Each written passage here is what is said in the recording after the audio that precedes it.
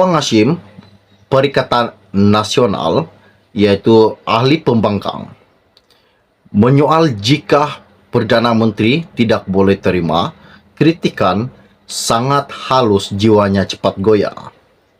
Katanya lagi, takut nanti rakyat mengenal ahli Parlimen Tambun sebagai Perdana Menteri Bapa Saman Negara.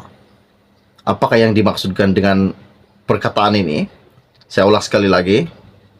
Awang berkata, saya risau nanti rakyat mengenali ahli Parlimen Tambun sebagai Perdana Menteri Bapa Saman Negara.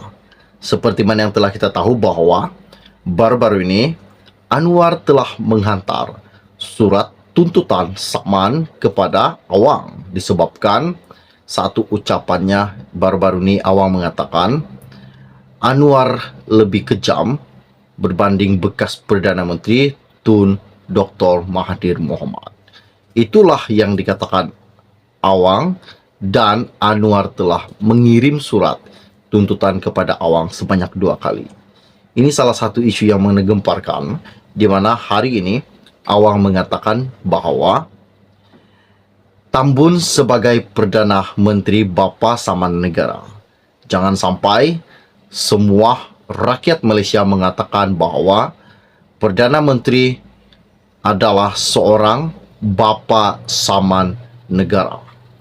Ini yang sangat-sangat mengejutkan dan sangat-sangat panas pada hari ini buat seluruh rakyat Malaysia.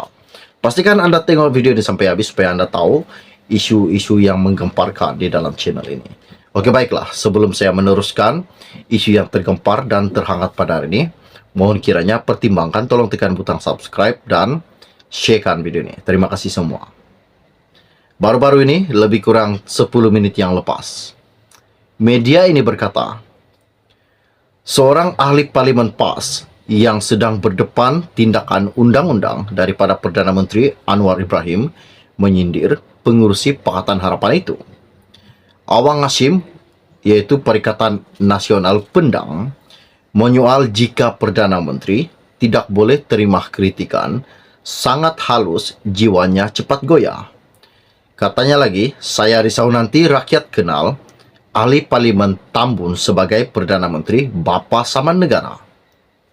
Awang juga berkata demikian semasa membahaskan Belanjawan 2023. Anwar telah mengeluarkan 2 surat tuntutan terhadap ahli Parlimen atas dakwaan fitnah. Ini yang saya katakan tadi, Anwar telah menghantar sebanyak 2 kali surat tuntutan kepada Awang disebabkan dakwaan fitnah. Surat tuntutan pertama atas kenyataan Awang minggu lalu yang menggelar Anwar Ibrahim sebagai Perdana Menteri yang lebih pendendam berbanding musuh ketatnya Dr. Mahathir Mohamad. Ini selepas bekas Ketua Penerangan Bersatu Wan Saiful Wanjan didakwa atas tuduhan rasuah oleh SPRM.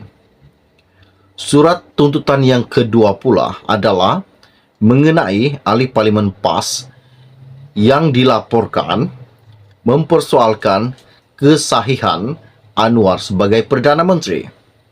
Dalam ucapannya hari ini, Awang berkata, menjadi tugas pembangkang untuk bersuara terhadap Perdana Menteri yang dakwanya dikelilingi oleh kaki ampu.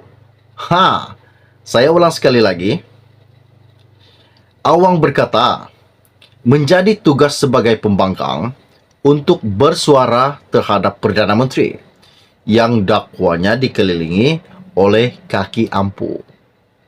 Sementara itu, Muhammad Misbahul Munir Masduki, PN Parit Bundar, ketika mencilah ucapan Awang, bertanya mengapa Anwar tidak menyaman individu lain yang memperlekehkan Perdana Menteri itu. Apa yang dikatakannya? Kalau Tambun boleh saman ahli politik kerana isu fitnah, tapi dalam masa yang sama tidak berani saman seorang lagi pengampu terhebat di dunia yang menfitnah Tambun sebagai LGBT. malah melakukan mubahala, kata Muhammad Misbahul. Ada betul katanya. Mengapa Anwar tidak berani menyaman ataupun tidak mengeluarkan isu saman terhadap seorang ahli yang mengampu terhebat di dunia yang menfitnah Tambun sebagai LGBT? Apakah yang dimaksudkan dengan LGBT? Pastikan Anda tengok video ini sampai habis supaya Anda tahu apa LGBT. Mubahala juga dikenali sebagai sumpah laknat. Tidak jelas siapa yang dimaksudkan oleh ahli parlimen Parit Buntar itu. Anwar telah dipenjarakan atas tuduhan meliwat Saiful, sementara Anwar mendakwa tuduhan itu bermotifkan politik sebelum dia diberi pengampunan tanpa syarat pada 2018. Pada 9 Februari lalu, kes saman fitnah oleh Anwar terhadap Razman Zakaria selesai apabila Pesuruhanjaya PAS Perak itu membuat permohonan maaf secara terbuka kepada Perdana Menteri di Mahkamah Tinggi Taiping.